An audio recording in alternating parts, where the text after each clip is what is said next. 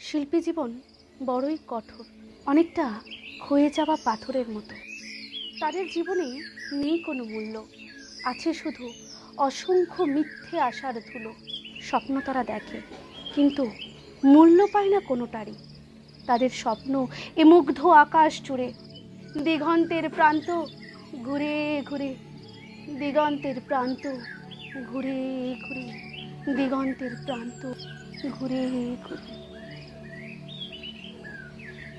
নমস্কার, আমি সুমন চ্যাটার্জি। এতক্ষণ আপনি একজন শিল্পীর আবৃত্তি পাঠ শুনলেন। এই কবিতাটা তার নিজেরই লেখা। সে শিল্পীর ঘরেই জন্মগ্রহণ করেছেন এবং নিজেও একজন শিল্পী। তো আসুন তার সাথে আলাপ করা যাক। নমস্কার, আমি পূজা নন্দী। আমি বর্তমানে একটি ইউনিভার্সিটিতে জব করছি। তার পাশাপাশি আমার লেখার জগৎ এবং আমার কণ্ঠের জগৎ সবটাকে নিয়েই আমার এগিয়ে চলা। এবং ছোটোবেলায় আমি আমার দাদার কাছে আমি ড্রয়িং শিখেছি, আঁকার জগৎ ছিল। আমার দাদা একজন শিল্পী প্রণব কুমার নন্দী। তো লেখার অনুপ্রেরণাটা কিভাবে এলো, মানে আপনি লেখা শুরু করলেন কিভাবে? আমি লেখার জগতে এসেছি অ্যাকচুয়ালি আমি যখন স্কুল লাইফে আমি যখন পড়ছি তখন যখন একটি টিচার আমার ক্লাস নিচ্ছিল, তখন যখন বাংলা ক্লাস হচ্ছিল, রচনা লিখতে দিয়েছিল, তখন আমি লিখছিলাম। রচনা লিখতে লিখতে হঠাৎই আমার ভাষার উদ্ভব হয়। তো সেখান থেকেই আমার শুরু হয়। আমি রচনাটা অর্ধেক লিখেই শুরু করি আমার লেখার সেই সময়টা। মানে আমি কবিতা লিখি, 1-2 লাইন লিখতে লিখতে দেখি 4 লাইন 6 লাইন হয়ে যাচ্ছে। এরপরে আমি যখন ঘরে আসি, মানে আস্তে আস্তে আস্তে আস্তে 2 পাতা 3 পাতা করে করে আমার প্রথমবার অনেক বড় বড় কবিতা লিখতাম। তারপরে যখন আমার মনে হলো না, বড় কবিতা লিখলে হবে না, এবার একটু আমাকে ছোটোর মধ্যে আমাকে পুরো ব্যাপারটা বোঝাতে হবে। তো এই থেকে আমার মধ্যে ভাষা সৃষ্টি হলো, আমার মধ্যে কল্পনার জগৎ সৃষ্টি হলো। তারপরে আমি আস্তে আস্তে এগিয়ে গেলাম। বাড়ির সাপোর্ট তো রয়েছেই। আর শিল্পী মানেই তো পুরো প্রকৃতিকে নিয়ে, পুরো জীবনটাকে নিয়ে। আর সেই সময় খুব বৃষ্টি পড়ছিল, বাইরে প্রচণ্ড ঝড় উঠেছিল, আরও মনটাকে আমেজে ভরিয়ে নিয়েছিল। আর সেই থেকেই আমার শুরু হয় আমার এই জগৎ।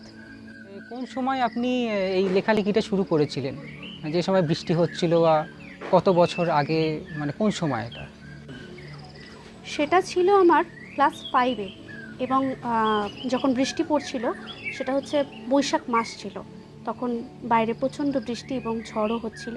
সেই সময় এই সুন্দর আমেজে আমার ভাষা সৃষ্টি, কল্পনার জগৎ গড়ে ওঠে আমার মনের মধ্যে। আপনার আর একটা কবিতা শোনা যাক তাহলে। সমাজে তো আজকাল অনেক নানান দুর্ঘটনা ঘটে যাচ্ছে, এমন এমন দুর্ঘটনা যেগুলো শিল্পী, সাহিত্যিক, কবি সমস্তর বুকে গিয়ে আঘাত আনছে। তো সেই থেকেই আমার এই শুধু সাহিত্যিক শিল্পী নয়, সমস্ত সাধারণ মানুষের বুকেও কিন্তু এই আঘাতের সৃষ্টি আনছে।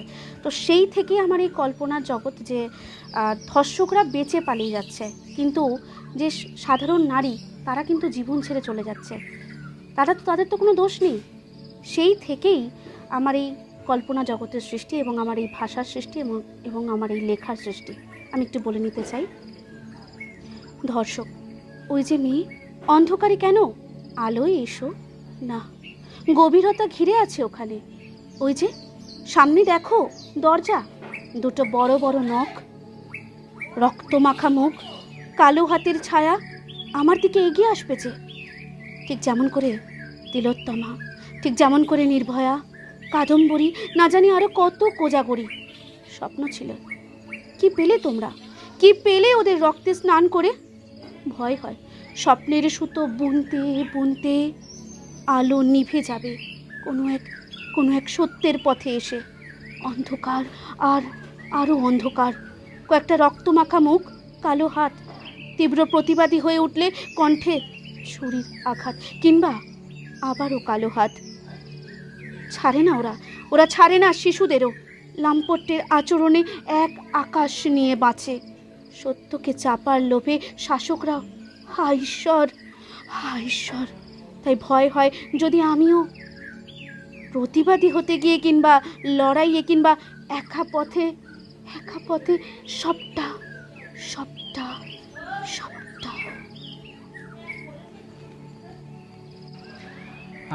আর একটা খুব সুন্দর কবিতা শুনলাম, আর এর মধ্যে চিন্তাভাবনা কি আছে, কি প্রেক্ষাপট, সেটাও আমরা জানতে পারলাম। তো আপনার এরকম আর কি কি গল্প, কবিতা আছে, মানে আর কতগুলো আছে? আমার প্রায় অনেকগুলোই গল্প কবিতা রয়েছে, 100-200টার মতন আমার ডায়েরি তো ভরেই গেছে। ডায়েরির পাতা প্রায় শেষ, 2-3টে ডায়েরি, তারও বেশি ডায়েরি ভরে গেছে। এছাড়া আমার সোশ্যাল মিডিয়ায় অনেক জায়গায় আমার কবিতা, গল্প সমস্ত কিছু শেয়ার করা আছে, আপনারা গিয়ে দেখতে পারেন ওখানে। আমার ইউটিউব চ্যানেলের নাম আহ্বান, সেখানে আমার নাট্যমঞ্চ, আমার শিল্পী, এই সমস্ত নানান কবিতাগুলো আপনাদের দেখলে ভালো লাগবে, শুনলেও ভালো লাগবে। আমি ইউটিউব চ্যানেলটা শুরু করেছি প্রায় কয়েকটা মাস হয়ে গেছে। তারপরে আমার ফলোয়ার্সও রয়েছে অনেক, এবং আপনারা যদি ভালোবাসা দিয়ে, লাইক কমেন্ট দিয়ে আমাকে আরও এগিয়ে নিয়ে যেতে চান, তাহলে আমি আরও আমার অনেক কিছু দিয়ে আপনাদের কাছে ভালোবাসা পৌঁছে দেব। ভবিষ্যতে আমার এই কবিতা এবং আমার এই শিল্প, সেই সব নিয়ে আমার চর্চা করার ইচ্ছা আছে, এবং আমার কণ্ঠটাকে মানুষের কাছে এগিয়ে নিয়ে যাওয়ার ইচ্ছা আছে।